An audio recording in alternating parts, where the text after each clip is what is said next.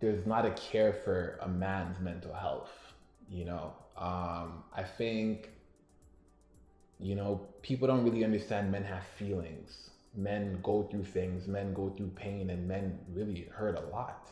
We're one of the highest numbers in suicide yearly. And we've just been taught to, hold in how we feel and not speak about how we feel. And I think that has caused a huge issue within society to the point where even sometimes when a man does express himself, he's laughed at. He is viewed as weak. So I would just say, growing up in the hood, your mental health becomes your barber or your favorite rapper. You don't really associate that to communicating it to people, or especially women.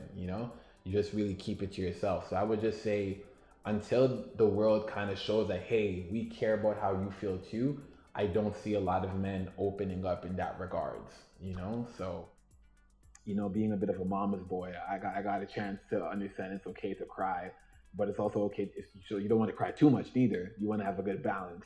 Um, I think, if we just give more care towards men and allow men to understand your feelings matter, and I would say the best thing that men can do is find other men in your life that experience what you're experiencing, and whether that be a brother or a father, because like a woman's gonna care about another woman because a woman understands a woman.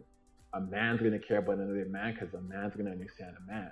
But a lot of people don't have men in their lives to support them. And as much as a woman can do a great job of raising a man or being, but at the end of the day, a man will obviously you know what I mean? So I would just say, and we need to be okay with that. Like a lot of people are like, why do I have to be friends with guys? I want to just be friends with girls. Yeah, cool. But you need men in your life to speak to guide you, to help you, to understand you, right? And I think we just need to create more of a sense of brotherhood. And I think that's when men's mental health will be taken care of, when they become men's responsibility, because it is our responsibility. Right? Alors effectivement, je trouve que la santé mentale, c'est un sujet tabou dans nos sociétés. Euh, et je pense que c'est lié au fait qu'on a eu tellement d'épreuves. Donc on a toujours dû être fort, ne pas forcément montrer ses émotions. Et c'est vrai que parfois, montrer ses émotions, en tout cas historiquement, ça a été sujet à punition ou autre. Je fais référence à l'esclavage, par exemple. Et donc, on a tellement l'habitude de souffrir en silence également, de ne pas se plaindre. Je prends l'exemple de la Caraïbe où chaque année, il y a la saison cyclonique. Donc, il y a des ouragans qui arrivent et il y a des choses qui sont détruites, il faut reconstruire. On n'a pas le temps de rester, de se plaindre. La vie continue. Euh, donc, du coup, je pense qu'on a tellement pris l'habitude aussi de prendre sur soi. Si je fais référence aussi à la colonisation, qui est le cas de presque tous les pays d'Afrique sauf un, on prend sur soi, il faut aller de l'avant, il faut toujours... donc on a tellement l'habitude de ne pas se plaindre et de ne pas trouver non plus d'espace, de ne pas trouver d'oreilles attentives pour nous, que je pense que c'est devenu de génération en génération une sorte d'habitude. Mais ça change et heureusement, de plus en plus de personnes font appel à des thérapeutes ou alors se documentent pour pouvoir se guérir. Okay, so when it comes to mental health within the Black community, African culture, I believe it's the culture. With my parents from Guinea, they're West African and they're Muslim also.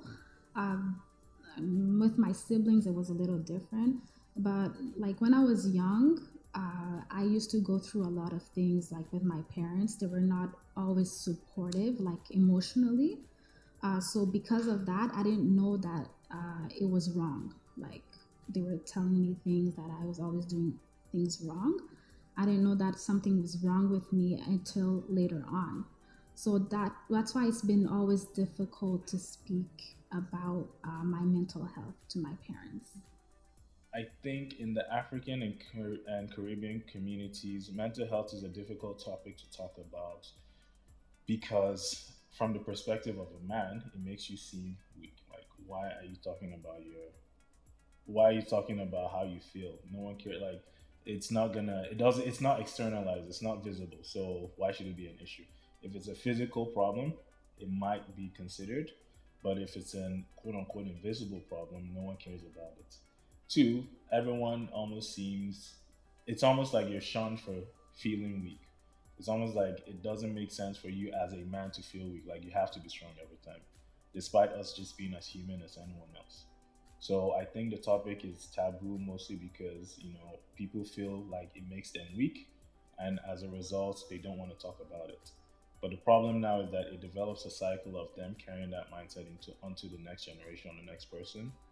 And even though deep down these people want to talk about it, they don't really address it, and they make someone else not talk about it, and it just spirals.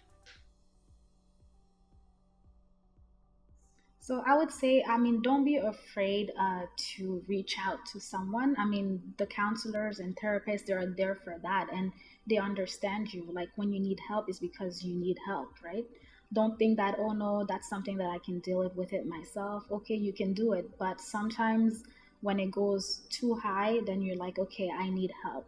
So go out, reach out to a counselor. If you don't want that, you can write down everything that you love about yourself, anything that's positive about yourself, and just read it over and over again, and then you'll feel like better every day. Il y a beaucoup de gens qui sont en souffrance, en silence, qui ne parlent pas, qui ont besoin d'aide.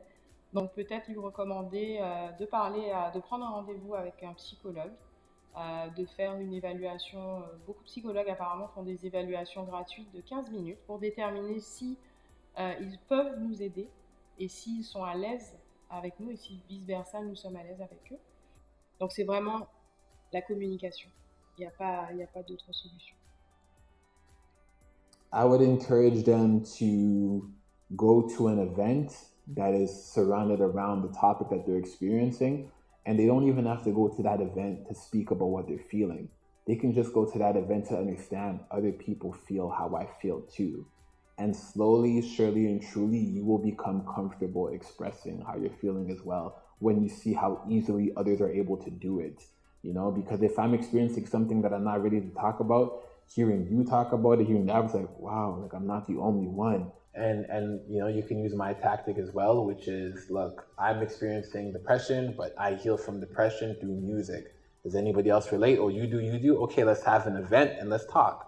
Or maybe for you, it's like I experience depression, but soccer makes me happy, basketball makes me happy. Does anybody else relate? Oh, okay, can we go play then? And then you'll see those are gonna be your healthy ways of coping. And when your healthy ways of coping are physically, you're pumping your body, you're doing things to work, altogether you will understand, when I feel this, I do this to get through this, because energy doesn't go away, it just translates into something else. So if you feel anger but you don't deal with it, now you're going to be short with your kids, you're going to be short with your parents, you're going to be short with your brothers, and then they're not going to understand why you're treating them like that. But that's because you're suffering internally and you don't know how to deal with that problem you have going on, right?